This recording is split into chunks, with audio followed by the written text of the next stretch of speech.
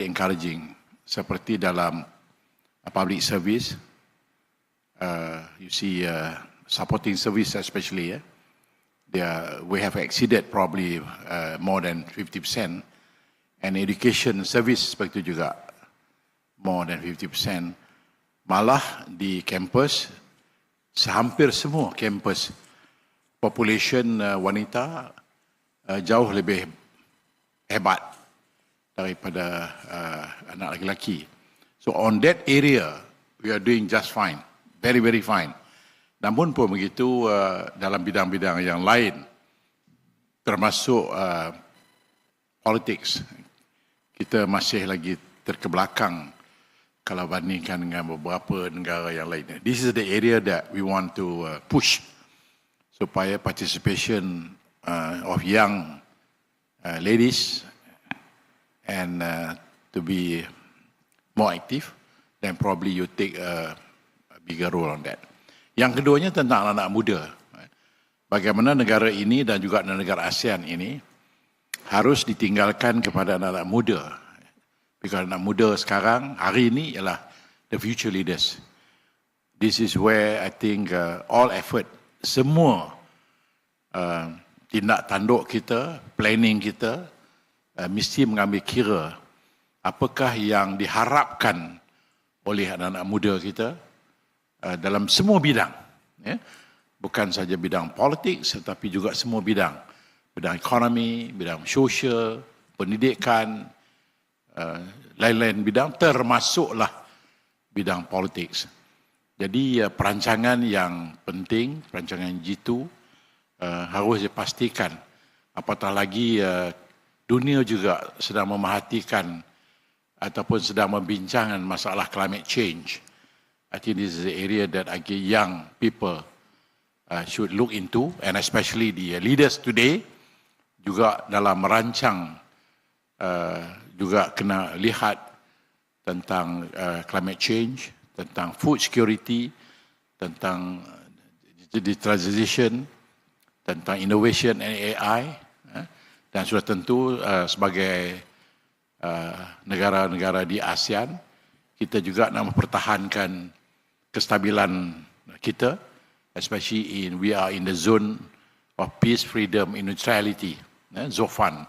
So we want to make sure that this ZOFAN, which was created by our founding fathers, to be maintained and enhanced. So kita nak supaya kawasan ini bebas daripada pengaruh-pengaruh luar, dan kita nak menyaksikan bahawa ASEAN remain intact, we coexist dan saling membantu antara satu sama lain. Kalau kita ada masalah-masalah kita tertentu, seperti yang telah pun disebutkan tadi, respons oleh beberapa pemimpin negara tadi, supaya ahli parlimen memainkan peranan, memastikan bahawa apa juga isu-isu yang kita temui dalam perjalanan hidup ini harus kita selesaikan dengan cara yang baik. Sebab dunia sedang memerhatikan, dalam keadaan dunia juga sedang memerhatikan tempat lain. Di Eropah ada problem, di Timur Tengah ada problem, di Afrika ada problem. Tetapi di Asia Tenggara ini kita nampaknya tenang dan kita menjadi tumpuan investors sebab kita mengamalkan prinsip ZOFAN, Zone of Peace, Freedom and Neutrality, dan kita menyelesaikan masalah-masalah yang kita ada itu dengan cara kita sendiri sebagai orang Asia yang lebih tertib, lebih saya kira lebih diskret, dan kita tidak menyalahkan siapa dalam apa juga masalah, tetapi kita duduk dengan tenang berbincang. Namun begitu kita ada juga masalah seperti di Myanmar yang kita harapkan proses untuk reach out dengan pimpinan di Myanmar sedang berlaku, dan sebagai AIPA kita juga telah menyuarakan hasrat kita untuk melihat bagaimanakah apa yang telah disetujui oleh ASEAN itu dikemukakan dalam bentuk tindakan oleh kerajaan-kerajaan di ASEAN dengan mengharapkan masalah dan konflik di Myanmar itu dapat kita selesaikan. Begitu juga kita juga meminta pihak kerajaan ASEAN untuk menyelesaikan ataupun memberikan cadangan-cadangan bagaimanakah masalah di Ukraine dan juga di Gaza itu dapat kita selesaikan. Apatah lagi di Gaza, kita minta supaya ceasefire itu berterusan ataupun hendaklah di-enforcekan, dan masalah bantuan kemanusiaan itu jangan disekat, kerana apa yang sedang berlaku ini adalah sesuatu yang di luar pemikiran manusia yang kita anggap sebagai genocide yang berterusan. Jadi those are the areas yang kita bincang, dan Alhamdulillah bukan saja di peringkat mesyuarat AIPA, tetapi hari ini kita bentangkan pandangan kita sebagai pimpinan di peringkat legislature, iaitu melalui speakers, kepada pemimpin-pemimpin kerajaan, dan respon yang agak positif. So with that, saya leavekan Sekjen, kalau you want to add, please. Terima kasih, Tan Sri. So if I can actually speak in English, is that okay? Okay. So first of all, I think as what Tan Sri mentioned, as our AIPA President, menekankan mengenai dengan the successful of our interface with the leaders. And this is our 14th 1-4 interface with leaders that we basically held. And Alhamdulillah, AIPA welcomed the theme, yang mana theme for ASEAN this year, 46 ASEAN Summit, is inclusivity and sustainability. But for AIPA, it's really aligning because the theme is Parliament at the forefront for inclusive growth and sustainability, sustainable ASEAN. So it is aligning with the main ASEAN Summit theme, which is inclusivity and sustainability. And reiterating support with regards to the ASEAN Vision 2045, yang mana later, there will actually be a signing of the declaration. Our shared future and committed to the collaborating effectively with the ASEAN governments to advance the implementation through legislative cooperation, oversight, and strengthened parliamentary diplomacy. Now, interface acknowledge the importance of empowering all segments of society. And what Tan Sri rightly so, we emphasize the importance of inclusivity, which is to emphasize on the women and youth participation.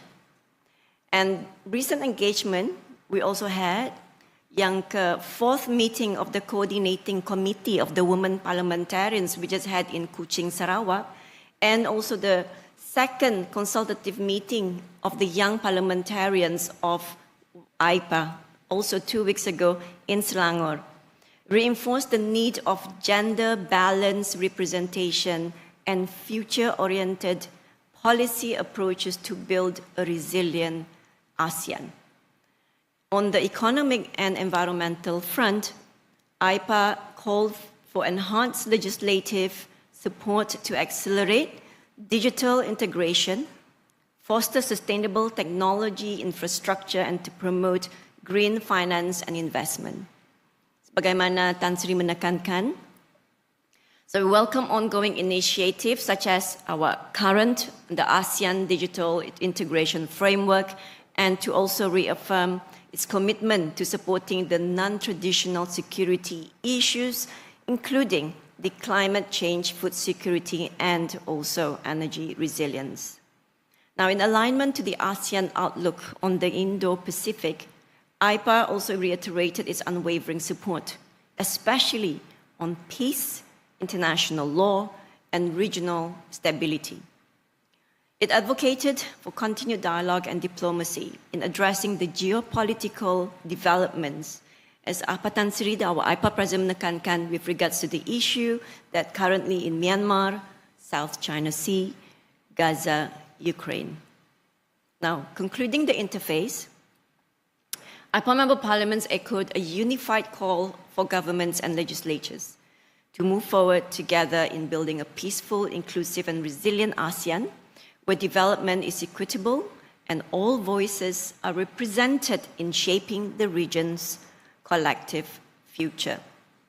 The ASEAN-AIPA Leaders Interface is a hallmark of ASEAN's commitment to institutional synergy between the executive and legislative branches. And as a dedicated platform for dialogue between the ASEAN heads of state, where government and the speakers, deputy speakers, and representatives of the AIPA member parliaments, the interface serves to align regional priorities through inclusive, multi-stakeholder governance and affirms the belief that ASEAN's vision of a people-oriented, people-centered community can only be fully realized through the robust parliamentary engagement and accountability. Alhamdulillah, after a deliverable message by Tan Sri, we also followed by a message from the Speaker of the House of Parliaments of Philippines and also the Speaker from Timor-Leste. So we basically have a very good support from the leaders itself, and we receive feedback and intervention coming from the leaders from Vietnam, Laos, Cambodia, Timor-Leste, among which. And Alhamdulillah, it has been very fruitful and very supportive with regards to the message that we delivered to the leaders today. Thank you. Well, just to summarize the message by the President, which is me today, in the interface, I would say 5 issues that we raised today. Number 1 is about AIPA team itself. Again, AIPA team, Parliament at the forefront for the inclusive growth and sustainable ASEAN. That's number 1. Number 2 is about ASEAN Community Vision 2046. Shared future, okay, which is to ensure consensus, harmonized policy, and advance shared priorities, ensuring an ASEAN that is genuinely inclusive and people-centered. That's number 2. Number 3, we talk about Sustainable Development Goal, SDGs, to pave the way for a prosperous and resilient ASEAN, which include gender balance, representation and youth empowerment, food security, renewable energy, and finally, innovation and technology. Fourthly, the issue that we raised was about economy, whereby rules-based multilateral trading system and smart policy, which to us, green economy and priority economic deliverability, PED, is also pushed. And finally, as I said, political and security, where we touch on ASEAN Charter, humanitarian issues in Gaza, Ukraine, and Myanmar. So these are the 5 bold points that we raised, and Alhamdulillah, as the Sekjen said, is well responded positively. And in fact, we are looking at something more tangible when we have the AIPA meetings probably next few months until Philippines pick up, and I think we will go aggressively on the whatever has been advised by the head of government, and inshallah we will pick up from there. Okay, with that, I think probably we will take some question from you, and you either can direct the question to Sekjen or me for any other clarification. Please. Yes, sir.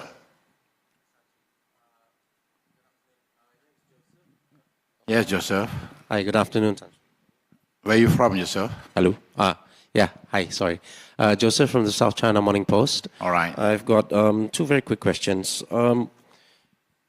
Given that ASEAN is facing the Trump tariffs now, and it's as PM Anwar has said, an existential crisis for export-oriented nations, do you think that it has made this ASEAN summit probably one of the most important summits ever And the second question would be on the Myanmar junta's push to hold national elections by end of this year.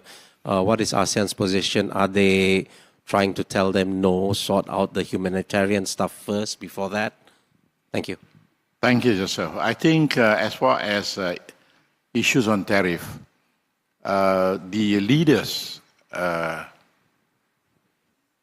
met, and probably there are certain understanding between the ASEAN leaders. How do you deal with this very unpredictable situation?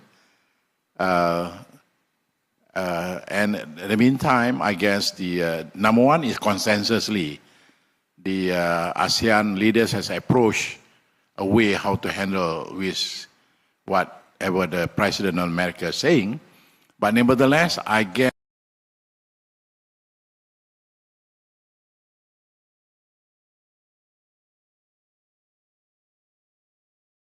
country to deal directly, as long as I think there's a perimeter call the ASEAN leaders and talk about it. In the meantime, countries went to see the president and administration of America. So I guess Vietnam has, I believe, some of the other leaders of the ASEAN country has gone to America. And as a result of that, I guess, to hold the implementation for, 90 days? So probably, I'm not very sure, probably you want to post that question to the Minister of Trade and Industry. But I have the feeling, due to that encounter, probably the American has decided to probably relook at the whole situation. On the question of the Myanmar, well, as everyone understands, there are so many factions. The warring party, and there are, I guess, quite a number of them, and there are many reasons why they go to war, not only one. So what I guess ASEAN is doing at the moment is that to engage with every party and understand their wish list. What is their wish list? And I guess every group has their own aim, desire, and wants and needs, and you combine all those things. See. But in order to understand what's going on, I guess ASEAN have decided to meet our party and see how we navigate this issue. And thank God, I guess we are getting somewhere.